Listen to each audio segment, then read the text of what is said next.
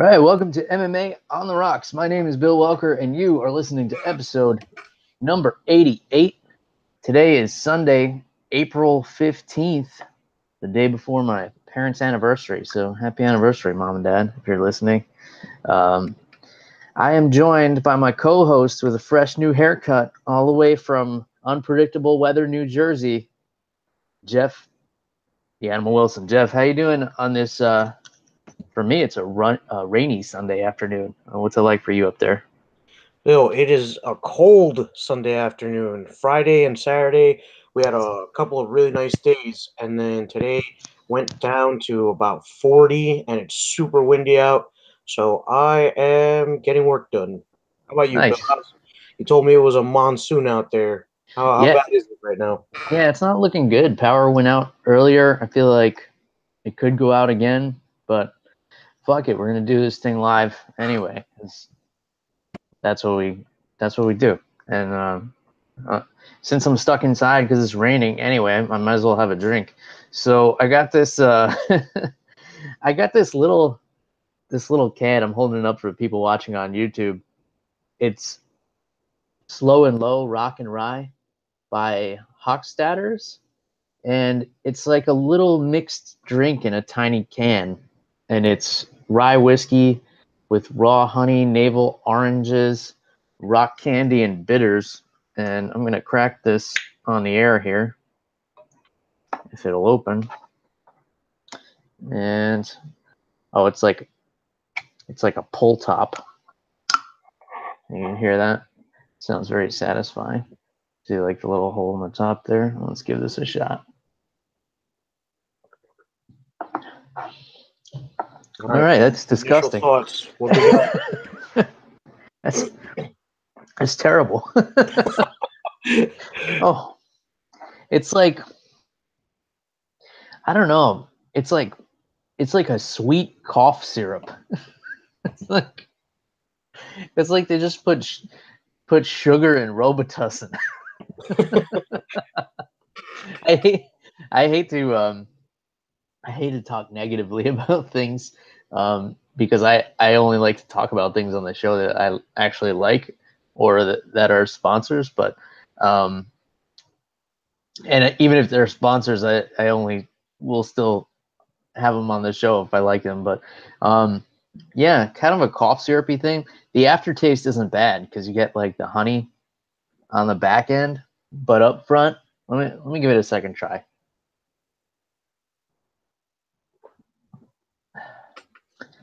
No, I'm still getting sugary cough syrup, Jeff. It's not.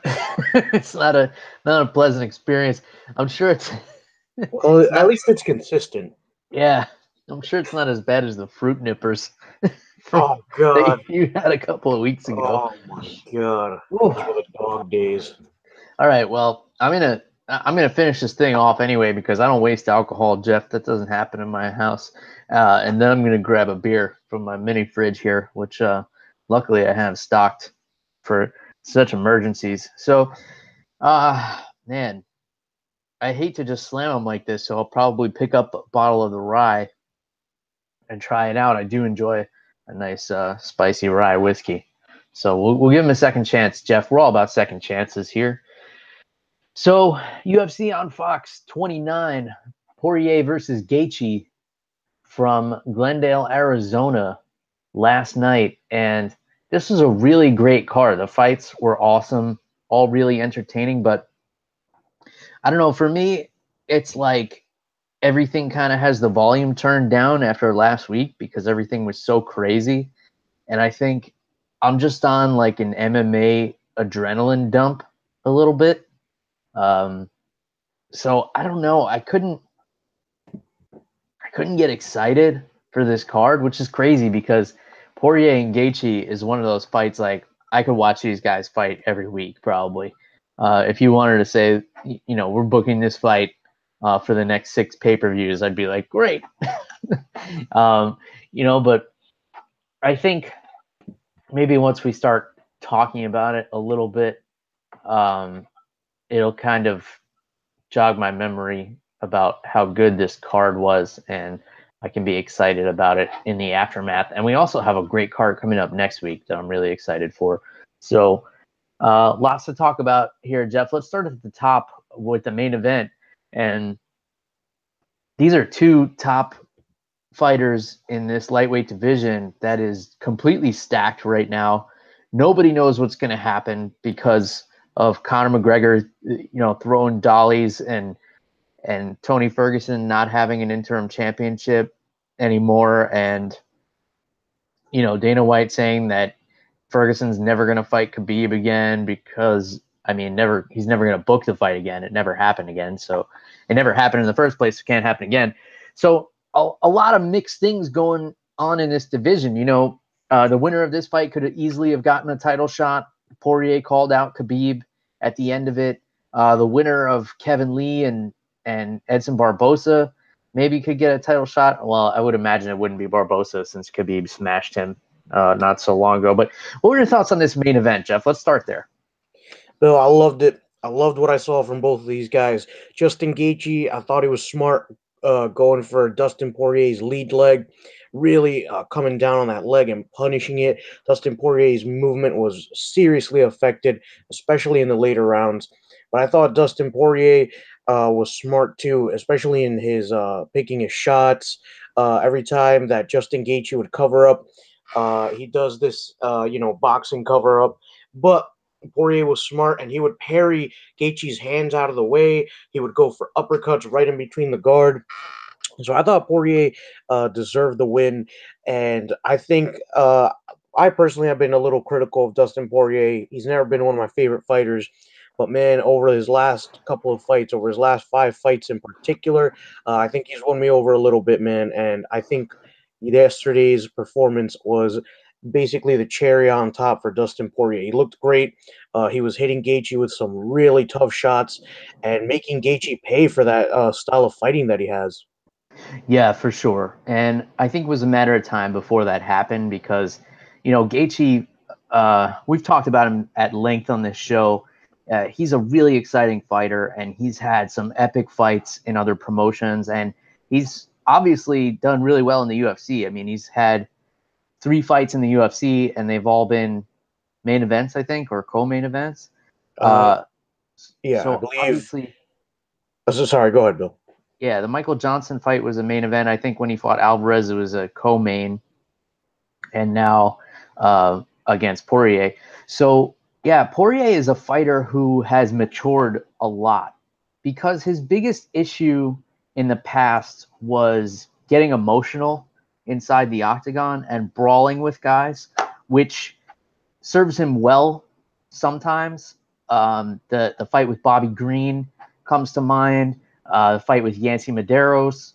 He brawled with those guys and he got away with it because they weren't elite strikers. But when he gets in there with guys with great game plans and he brawls with them, it doesn't do as well for him, such as with Michael Johnson, with Conor McGregor.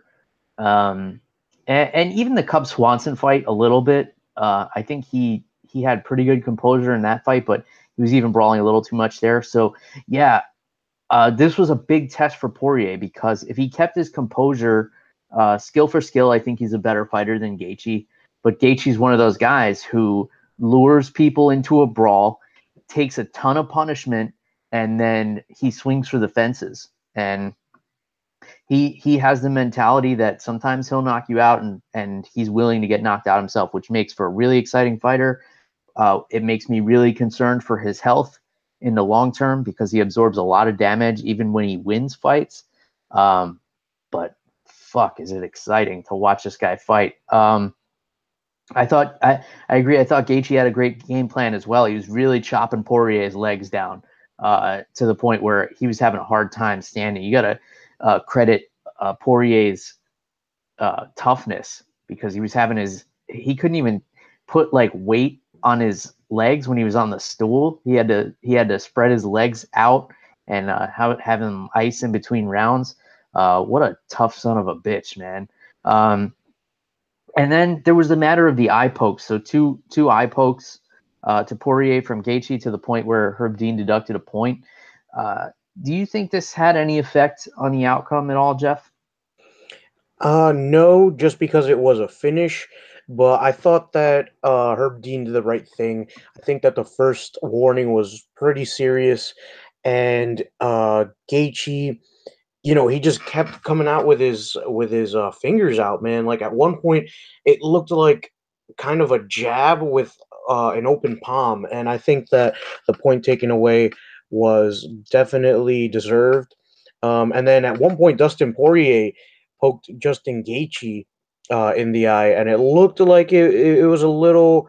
It looked like there was a little spice behind it. I think he did it on purpose a little bit. I mean, I don't know, but overall, I don't think it affected the fight too much. I think that Poirier did well, but man, for anybody who like was booing and stuff in the crowd, I've been poked in the eye before by accident, like during training and stuff, and it sucks, dude. Like Mm-hmm. for like those first 5 to 10 seconds, you just see like a white spot in the middle of your eye, and it sucks. So I that's why they take so much time to, you have up to about 5 minutes, I want to say, when you do get poked in the eye. For anyone who didn't know why they kept stopping. Yeah. Well, the live audiences tend to be typically very uneducated, especially the American audiences. And I don't mean educated as in they've had poor education. I mean educated in mixed martial arts. Probably 90% of people in attendance at a live show have never trained before. They're drinking alcohol, so they're under the influence. And hey, can't hate on that because that's probably our demographic here, Jeff. And then the other thing is they were also in Justin Gaethje's home state, so anything going against the hometown boy obviously is going to draw some boos. So that's understandable.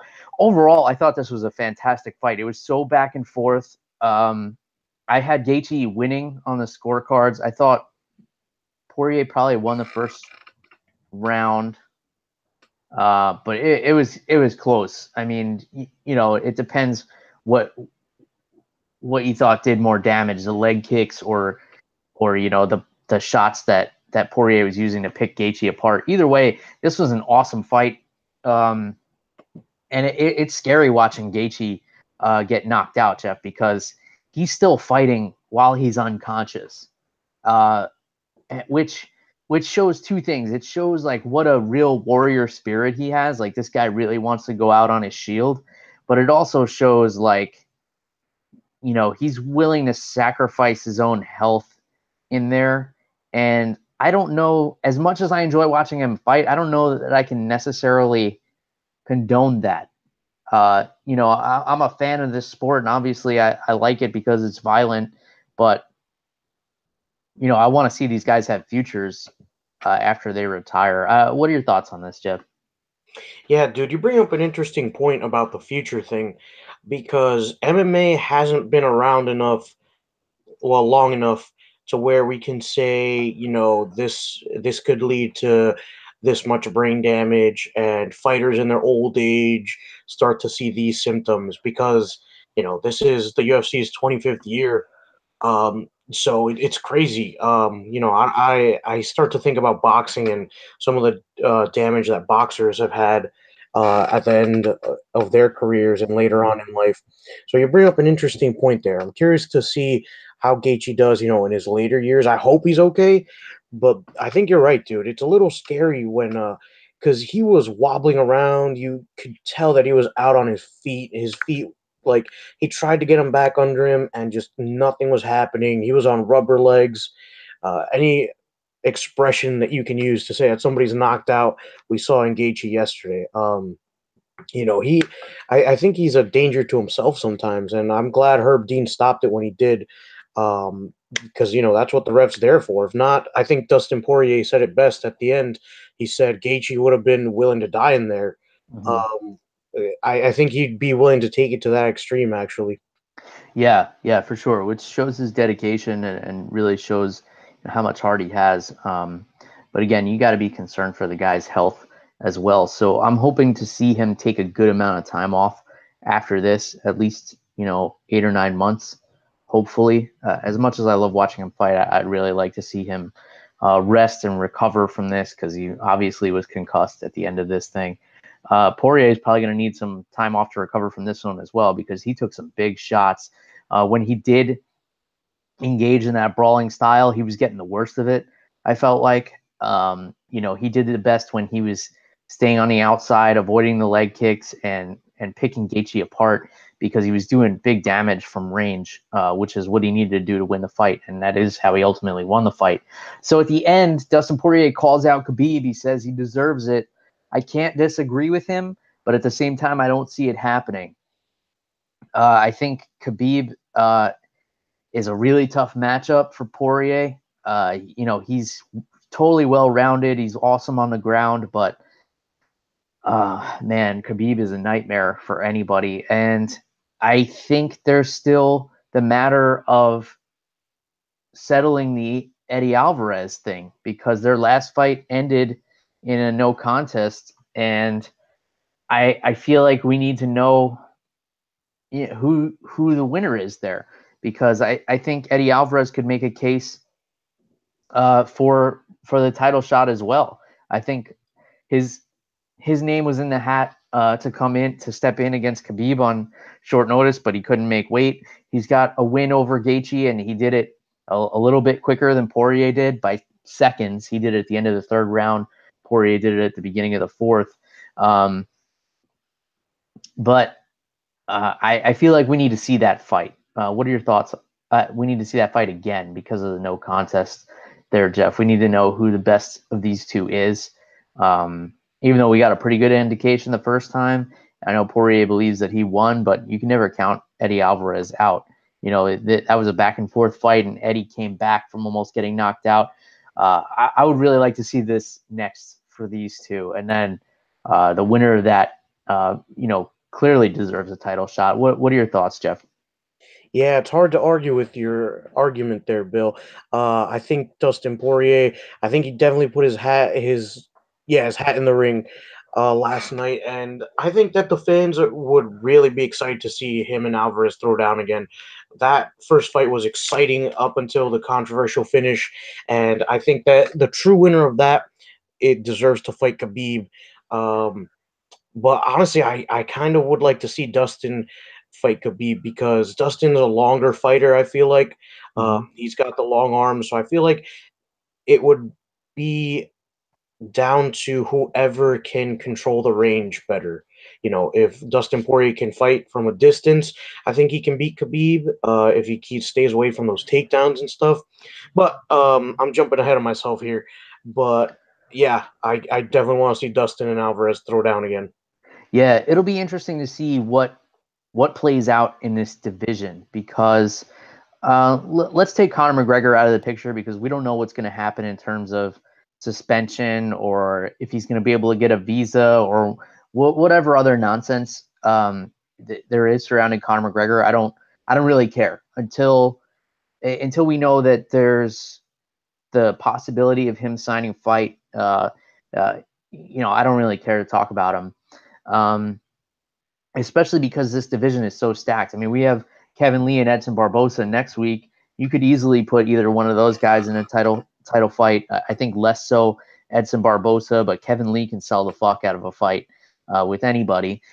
We don't know how long Tony Ferguson is going to be out, but throw him back in this mix. And then you got some up and coming guys. For example, I would love to see a fight down the line between Justin Gaethje and Lando Venata. I think that would be a really fun fight. You got a lot of interesting things going on in this division, and it's exciting. I mean, you still got Eddie Alvarez, so you can kind of pair him up with a bunch of different people. A lot of interesting things could happen with this division. Any other thoughts on this before we move on to the rest of this card, Jeff? No, I think that it's gonna be interesting to see how this plays out over the next couple of months. Yeah. All right. So let's move on to the co-main event from UFC Fight Night on Fox 29, and that was Carlos Condit against last-minute replacement Alex Cowboy Oliveira, who stepped in for the injured Matt Brown, Matt Brown blew out his ACL a couple of weeks ago. And I think Oliveira took this fight on a week and a half or 2 weeks notice, and He was 200 pounds when he accepted the fight. That's the rumor, and he made it down to 170 pounds. He didn't miss weight that I heard of anyway. Carlos Condit, I don't know where to start here. He looked okay at the end of round one. He had Oliveira's back, and he looked like he was very close to finishing him. Obviously, he's got really slick jiu-jitsu. It doesn't seem to me like he has the same fire in him that he had early in his career when he really was a natural born killer. I was one of the biggest advocates for this guy back when he was fighting in the WEC. He was one of the names that I would bring up and say, you have to go and check out the WEC. They got Carlos Condit over there. They have Donald Cowboy Cerrone. They have Anthony Pettis. They have Uriah Faber.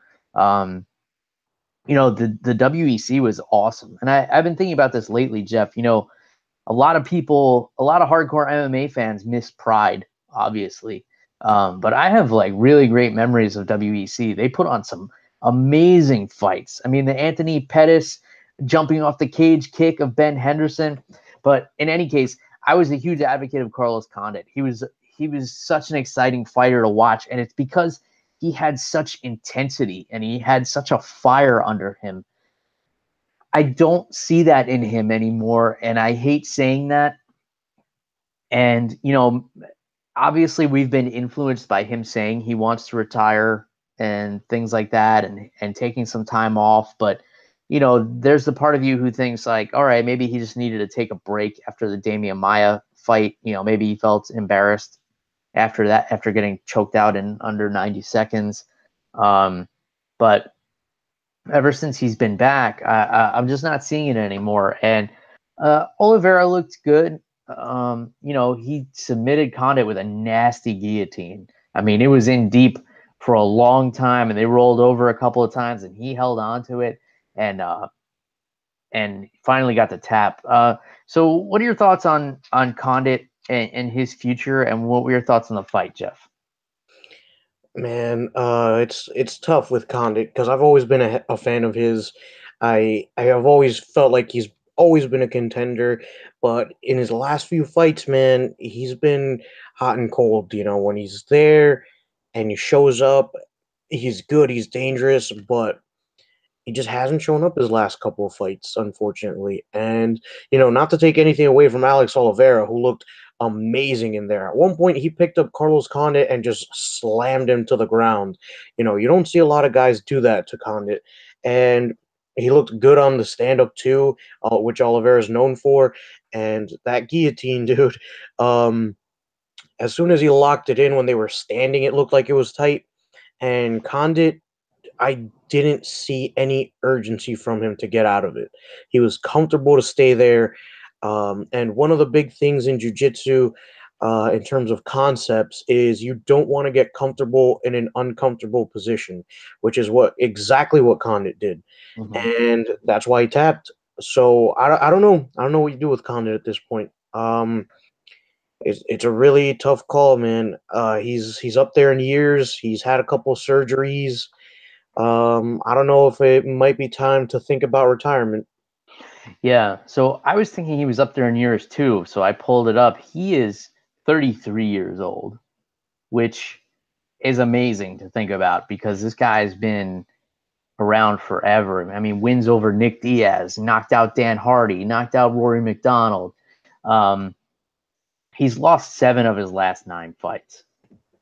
And granted, it's all been against, top tier competition. I mean, there was that razor close decision against Robbie Lawler. A lot of people thought he won that. And then there was the freak incident with Tyron Woodley where he blew out his ACL when he got kicked in the leg. And, he went the distance with GSP for the title. Went the distance with Robbie Lawler for the title. A lot of people thought he beat Robbie Lawler in that fight. But man, the numbers don't look good. Obviously, I think if he really wants to return, the UFC will take him back because he's such a fan favorite. He's just a likable guy. He always puts on exciting fights. Even in the loss against Oliveira, it was an exciting fight, even though you knew he wasn't all there. You still hope to catch glimpses of the old Carlos Condit, and it sucks. And then what I thought was awkward during this fight as well, too, Jeff, and it kind of segues into another topic I wanted to talk about in the 3-man broadcast team, which I've said before I'm not really a fan of. I feel like 2 is good when you have a play-by-play and a color guy. I think that's the best case. Although I didn't mind last week when it was Rogan, Jimmy Smith, and John Anik. I thought they had a good chemistry, but Dominic Cruz and Daniel Cormier, I feel like, are not a good combination. I think they're both great analysts and they're both good broadcasters. I think I like Dominic Cruz behind the desk a little more as an analyst than I do as a broadcaster. But just the way they were arguing, it's good when guys get along as a broadcast team, but I feel like they're almost too friendly to the point where they feel like they can argue with each other, and it gets to be a little bit unprofessional. Like during the Condit fight, when Cormier was saying, I think he's out, and Dominic Cruz was saying he's not out. And just it's okay to disagree, but just the way they were arguing with each other, and it had happened a couple of times during the broadcast, I noticed. I just wasn't feeling it. I understand that they're friends and friends argue about things, but it just didn't come across as the most professional. Did you have any thoughts about this as you were watching, Jeff, or is this something I'm just now bringing to your attention? Yeah, I'll be honest with you. I was really into the card. I really wasn't paying attention to how they were broadcasting. I thought they were giving good technical advice of what was going on, especially to maybe fans who are not as hardcore as we are. Because, like you said before, Bill, we both train, so we kind of understand what's going on in here every now and then. But I thought Cruz and DC did a good job there.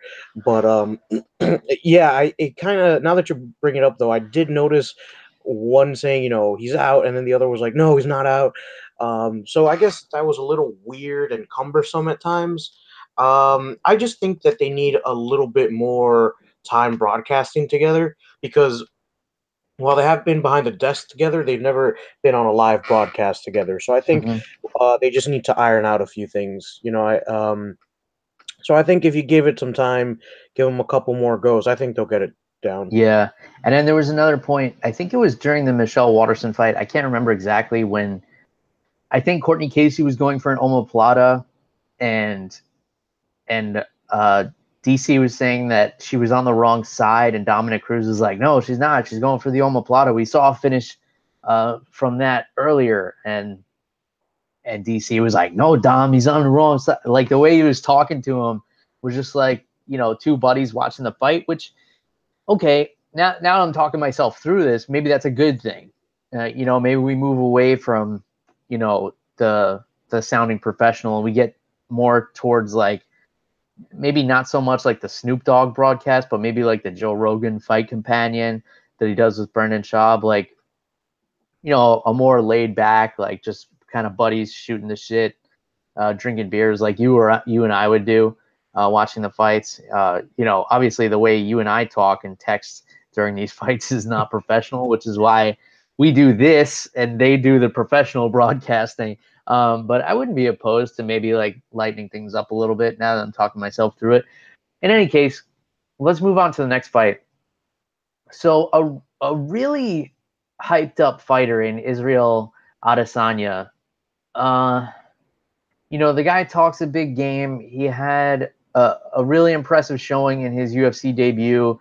Until last night, he had never gone the distance.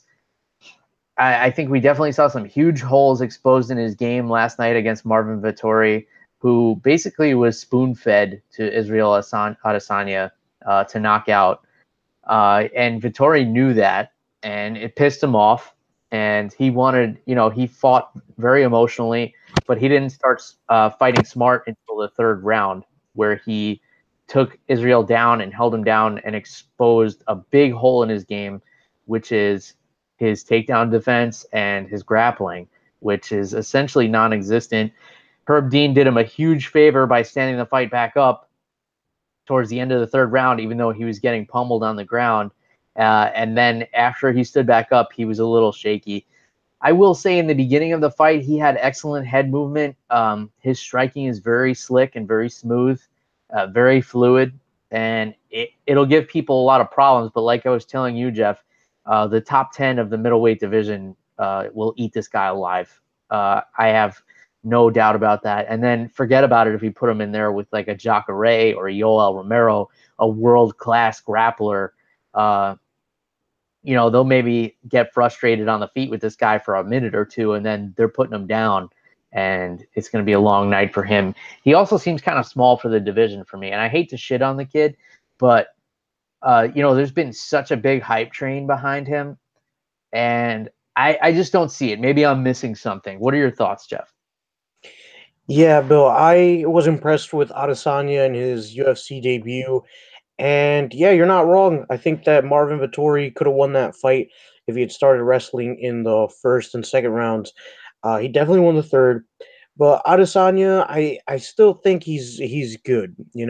He has the really slick striking. He kind of throws people off. He's a little flashy. I think that if he just can add the grappling into his arsenal, I think he'll definitely be a threat in this division. But for the time being, I think you're right. I think top 10 uh, eats this guy alive for breakfast. And I think that Israel Adesanya can focus his training a little bit more on the grappling because he comes from a kickboxing background. I know he had a couple of fights as a pro kickboxer, if I'm not mistaken. So I think he can focus his training a little bit more on the grappling. Yeah, and then I'm looking over his record too, and the only name I recognize is Melvin Gillard, who is a lightweight, and he knocked him out in the first round. But that's a lightweight who's been cut from the UFC more times than I can count. Um, I hope he is able to put it together because he's a young kid. He's got a flashy style. He can put on some exciting fights. Um, I think you can't build this kid up too fast. That's going to be a big problem. You're running into like a Sage Northcutt scenario here with this guy. And that's not something that really interests me. So I hope they get him a good matchup and, let him get some more experience. Um, I feel the same way about him as I do with like Sean O'Malley. I just feel like you can't hype these guys up too much when they're dominating on the local circuits because there's such a huge discrepancy between the talent level in the UFC and the talent level in these local circuits. And you know this as well as I do, Jeff, because we both we've been to the local shows and we've seen what the talent level is like. And there's some really shining stars there, but then you put them on the big stage and they kind of fall flat. I hope that's not the case. I'm not wishing bad for Israel. I hope he has a lot of success in his career, but I think the hype train needs to make a stop at a jiu-jitsu gym sometime soon. So let's talk about what I thought was probably, besides the main event, this was the fight of the night, and that was Michelle Waterson and Courtney Casey Sanchez. Really back and forth fight. There were some really close submission attempts by Courtney Casey. I loved the movement Michelle Waterson was using, and she stayed on the outside and she stayed on her bicycle and struck from far away. But the way she moves in and out, and she's very undersized for this division. Like the broadcast team was saying, she's fought at atom weight before. I don't think she cuts a lot to make this weight, and that was very apparent in this fight.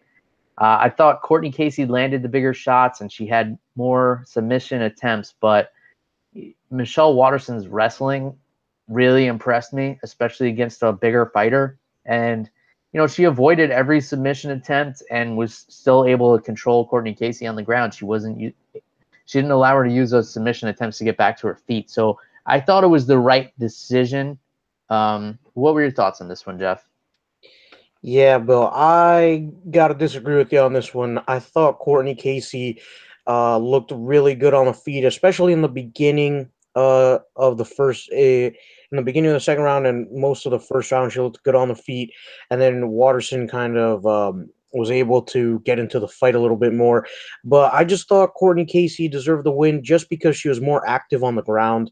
She was going for the submission attempts. Waterson, we didn't see too much of her ground and pound. So I think Casey was able to neutralize that because of her submission attempts, and she was able to, at a lot of times, control Waterson, even though Casey herself was on the bottom. But I don't know. I mean, I was helping my dad with something during this fight, so I think I might have to go back and watch this one again. Yeah, for sure. It was a great fight. If the decision had gone to Casey, I wouldn't think it was a robbery.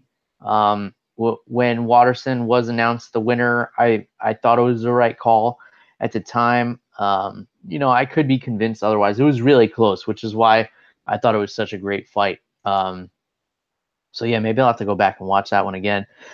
Someone else who was really impressive last night, Antonio Carlos Jr. getting the submission victory over Tim Boetsch. And Antonio Carlos Jr. is one of these guys who, for whatever reason, I feel like he's up and down, but he's been pretty consistent. I mean, he's on a 5-fight win streak, and 4 of those are by submission.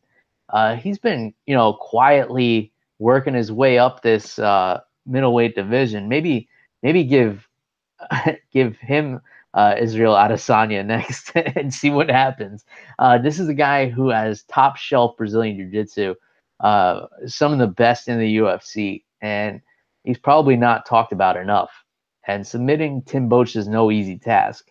Tim Boetsch is a real tough guy. He's really strong. Obviously used to fight at light heavyweight. So he's a tall order for anybody at 185. What were your thoughts on this fight, Jeff? Yeah, dude, I was really impressed with the man they call Shoeface, which I think could be an awesome name for a horror movie. But, dude, he was super impressive against Tim Boetsch. On the feet, he looked a little shaky. I think we could improve a little bit there on the feet. But, dude, on the ground, he's so slick. He had Tim Boetsch in trouble as soon as they hit the ground. And at one point, able to get onto Bosch's back, and I love what he did with the body triangle, where that serves 2 purposes. He stretches out the spine for the rear naked choke, which sucks. It definitely adds a lot more intensity to the choke, and also he was using his left leg to outstretch Tim Bosch's left leg and just neutralize his movement, keep him from turning into him. Mm-hmm. Just flawless performance on the ground. And dude, he's been consistent, like you said. He 4 of his last 5 wins have been by rear naked choke, actually. Mm-hmm. So I think that if you put him in there against Adesanya, if it goes to the ground at any point, I think Adesanya's in trouble. Yeah, he rips his limbs apart, no question. All right, cool. So we're gonna move into rapid fire mode here. Muslim Salikov getting the KO victory over Ricky Rainey. John Moraga edging the decision over Wilson Hayes.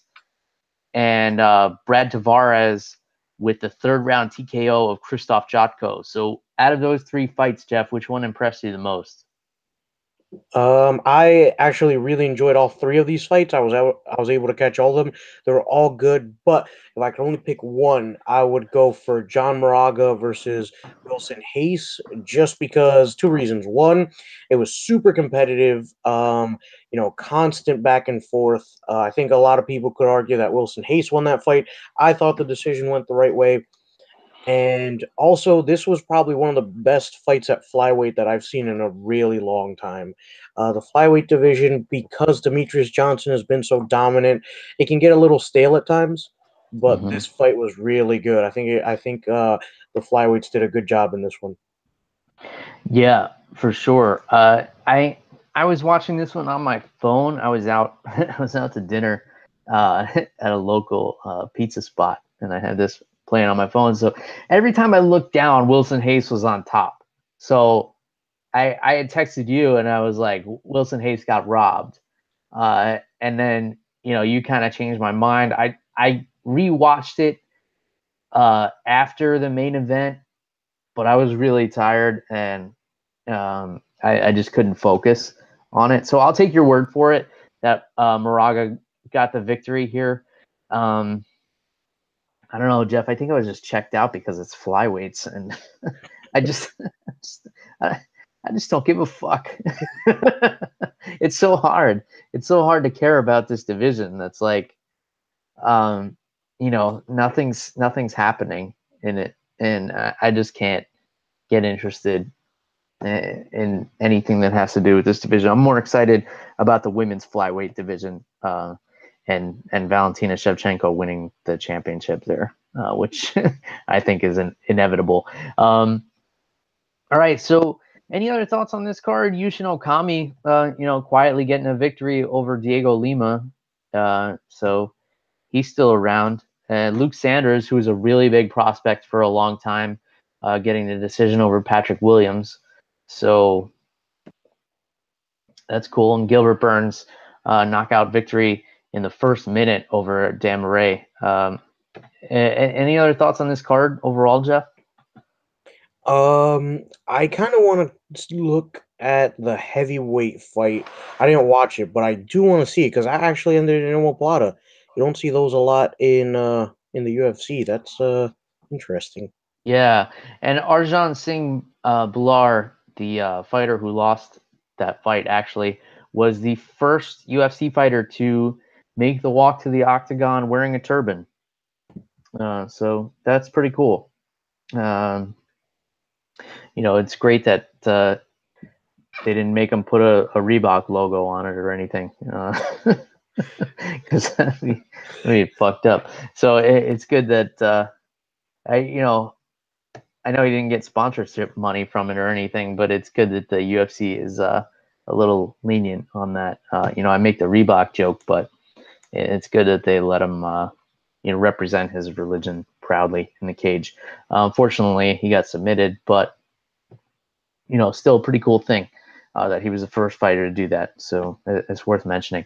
All right, let's move on to UFC Fight Night 128. And this is going to be right in your backyard, Jeff, Atlantic City, New Jersey. I don't know if you're thinking about picking up some last-minute tickets, going down to the boardwalk for some nasty strippers and UFC action. But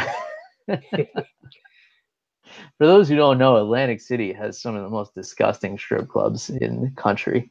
I definitely would not suggest attending any of them ever. But they're going to get some awesome fight action at Boardwalk Hall. The fight is headlined by Kevin Lee and Edson Barbosa, as we said earlier, and this is a really interesting fight for me. The fight that I should be excited for, but I really don't want to see right now is Frankie Edgar and Cub Swanson, because Frankie Edgar is coming off that knockout from Brian Ortega just a couple of weeks ago, immediately getting back in there. And I know he really wants to fight because it's New Jersey and he's got a win over Cub Swanson. But it worries me, Jeff. It worries me in the same way that Michael Bisping took the fight against Kelvin Gastelum on such short notice. I feel like Frankie, as tough as he is, should probably take a little bit more time to recover. Any thoughts on that and the main event here, Jeff? Yeah, I think you're on the money there, dude. I think that Frankie Edgar this is a fast turnaround after getting knocked out like that. And I don't know, man. I'm a little worried for him. But yeah, dude, Atlantic City, the city famous for the game of Monopoly. If you didn't know, the game of Monopoly is based on Atlantic City. I was actually thinking of maybe going down there for this. But dude, I went to AC I think it was like 2 years ago, and there's really nothing to do besides gamble and nasty strippers. Yeah. Neither of those sound too appealing to me. Yeah, stay away from that, Jeff. Yeah, but as for this fight card, man, I'll be honest with you. I see a lot of local guys on here. David Branch is in there. Jim Miller, who's always fun to watch. Edson Barbosa's you can consider a local guy. I think he trains with Frankie Edgar. Mm-hmm. But other than Barbosa versus Lee, Bill, I can't get into this, man. So I'll tell you the fight that really interests me the most on this, and that's Brett Johns against Aljamain Sterling. So Brett Johns is the fighter who a couple of months ago we saw hit that calf slicer against Joe Soto. Undefeated fighter, outstanding grappler, 15-0. And Aljamain Sterling, we know, is awesome on the ground. Matt Serra, purple belt, I believe, last I checked. But inside the octagon, he's shown much higher level grappling than a purple belt, I believe. And his stand up is really unorthodox. He's coming off that nasty knockout by the hands of Marlon Moraes. But Aljamain Sterling has outgrappled Renan Barão. So that's a really interesting fight for me. I love the Jim Miller Dan Hooker fight. I think that'll be a really gritty one. And what else we got on here? Corey Anderson and Patrick Cummings. I mean, these are two guys who have pretty much been put out of the running, but I feel like this will be a really tough fight. And you got Chase Sherman coming back against Justin Willis. That's a great heavyweight fight there. So I don't know. Did I change your mind at all here, Jeff? A little bit. Now that you reminded me of that Joe Soto calf slicer, that was actually really slick stuff. And Brett Johns is actually undefeated. He's 15-0. The Chase Sherman fight looks really good. Jim Miller's always fun to watch in there. All right, Bill, you've changed my mind a little bit here. I'm a little bit more excited for this. Still don't want to go to Atlantic City though. Yeah, I mean, unless they're cleaning up the stripper scene down there, I don't blame you, Jeff. There's not much to see in Atlantic City. There's nothing but shame and heartache from losing your money and then paying money to see disgusting strippers. And if there are any Atlantic City strippers who are listening to this show, I just want to take this opportunity to say you're fucking disgusting. And I'd like to take this opportunity to apologize to absolutely nobody. Oh man. And on that note, Jeff, I think I don't know. I don't think there. It's only downhill from here, so we better call it an episode. Anything else you want to get off your chest, or have you been drinking anything interesting lately? Nah, I've been super busy with work this week, so I haven't had a chance. But I'm thinking maybe next weekend I'll get into some good stuff, give you an analysis of that. Nice. Get into some nice brews up there in the old Jersey, and I'll be looking forward to watching this fight. I'll be out of town next weekend, but I'm going to try and catch this on my laptop, or is this on Fight Pass, or what? Where is this thing? Fox Sports 1? Yeah, it's on FS1. Oh, we should have this information ready, Jeff. We're so unprepared, so unprofessional, but I'm okay with it. So, in any case, let's enjoy these fights next week. If you want to get in touch with us, let us know what you're thinking and drinking out there. You can reach Jeff at @animal_Wilson on Twitter. And of course, you guys know how to get a hold of me. It's at MMA on the Rocks, Facebook, Twitter, Instagram, anywhere on the internet. Send me an email, MMAonTheRocks@gmail.com. Don't be shy. All right, until next week. Cheers, everybody. Goodbye.